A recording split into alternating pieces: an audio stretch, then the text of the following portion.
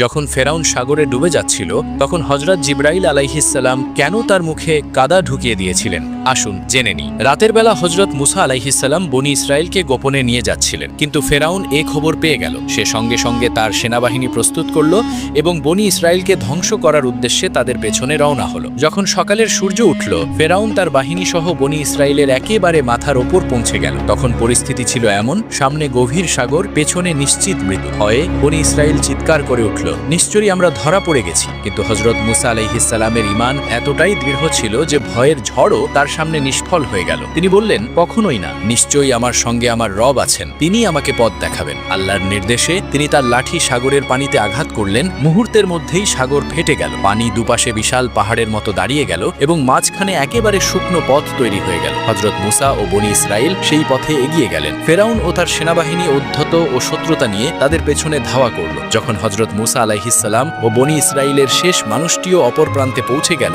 তখন আল্লাহ পানি আবার একত্রিত করে দিলেন এবং সবাইকে ডুবিয়ে দিলেন। ডুবে যাওয়ার মুহূর্তে ফেরাউন বলল, আমি ঈমান আনলাম যে তিনি ছাড়া আর কোনো উপাস্য নেই যার ওপর বনি ইসরায়েল ঈমান এনেছে, আর আমি অনুগতদের অন্তর্ভুক্ত।